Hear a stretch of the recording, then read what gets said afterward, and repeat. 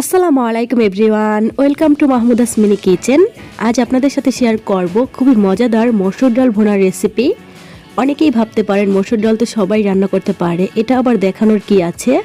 তো আমার আজকের ভিডিওটি যে সকল নতুন রাঁধুনি আপুরা আছে আর বেচালার ভাইরা আছে তাদের জন্য আশা করছি একটু হলেও উপকারে আসবে। তো পারফেক্ট মসুর ডাল ভুনার রেসিপি আজকে আপনাদের করে দেখাবো। এখানে আমি 1 কাপ মসুর ডাল নিয়েছি, তারপর ভালোভাবে কচলে কচলে ধুয়ে নিচ্ছি। তো 4 থেকে 5 বার পানি বদলে ধুয়ে নিতে হবে। সবার কাছে ছোট্ট একটি রিকোয়েস্ট, যারা এখনও আমার চ্যানেলটিকে সাবস্ক্রাইব করেনি প্লিজ সবাই আমার চ্যানেলটিকে সাবস্ক্রাইব করে দেবেন, আর যারা অলরেডি সাবস্ক্রাইব করেছেন তাদেরকে অসংখ্য ধন্যবাদ। তো মসুর ডাল খুব ভালোভাবে পরিষ্কার করে নিয়েছি।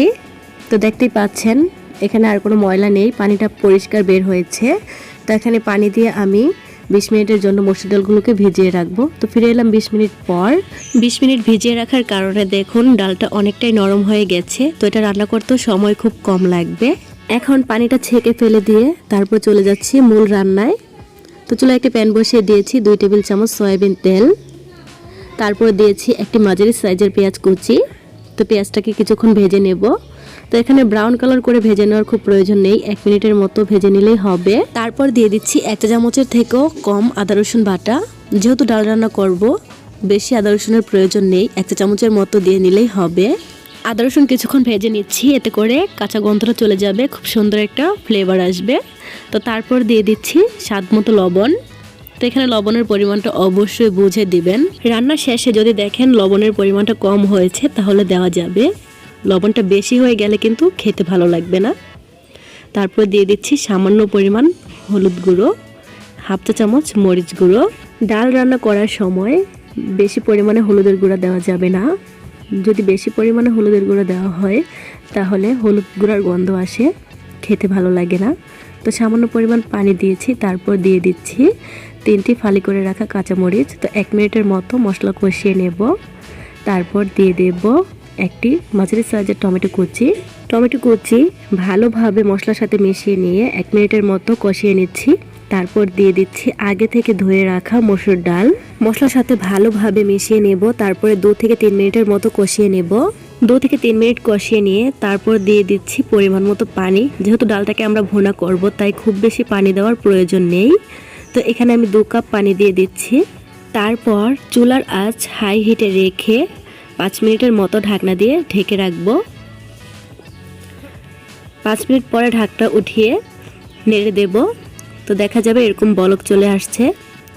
তো ঢাকনা উঠিয়ে নেড়ে দিয়ে তারপরে চুলার আঁচ মিডিয়ামে রেখে আবারও ঢাকনা দিয়ে ঢেকে দেব। রান্না করে নেব 5 থেকে 7 মিনিটের মতো। তো ফিরে এলাম 7 মিনিট পর।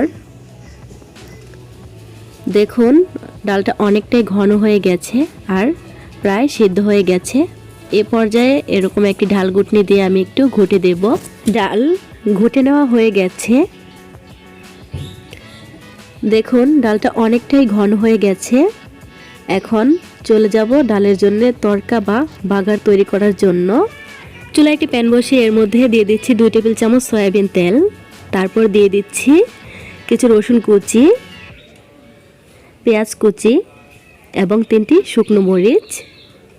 তো সব কিছু ভালোভাবে ভেজে নেব। একটা ব্রাউন কালার চলে আসলে তারপরে নামিয়ে নেব। বাগারটি রেডি হয়ে গেছে, এখন চুলা থেকে নামিয়ে নেব। তারপরে ডালের মধ্যে দিয়ে দেব। তো এভাবে করে বাগার দিলে খুব সুন্দর একটা ঘ্রাণ আসে, ডালটা খেতে খুব ভালো লাগে। তারপর সব কিছু মিশিয়ে নিব। তারপর দিয়ে দেব কিছু ধনিয়া পাতা কুচি। তো যাদের ধনিয়া পাতার কুচির ফ্লেভারটা ভালো লাগে না তারা স্কিপ করতে পারেন। এখন নেড়েচেড়ে 1 মিনিটের মতো রান্না করে চুলা থেকে নামিয়ে নেব। তো এই তো হয়ে গেল আমাদের মজাদার মসুর ডাল ভুনা। দেখুন ডালের ঘনত্বটা আমি আপনাদের দেখিয়ে দিচ্ছি। যারা আরেকটু ঘন করতে চান তো এক্ষেত্রে 2 থেকে 3 মিনিটের মতো জাল করে আরেকটু ঘন করে নেবেন। আমার আজকের রেসিপিটি আপনাদের কাছে কেমন লেগেছে তা অবশ্যই কমেন্টে জানাবেন, আর প্লিজ সবাই আমার চ্যানেলটিকে সাবস্ক্রাইব করে দিবেন। আজকের ভিডিও এই পর্যন্তই। সবাই অনেক অনেক ভালো থাকবেন। আল্লাহ হাফেজ।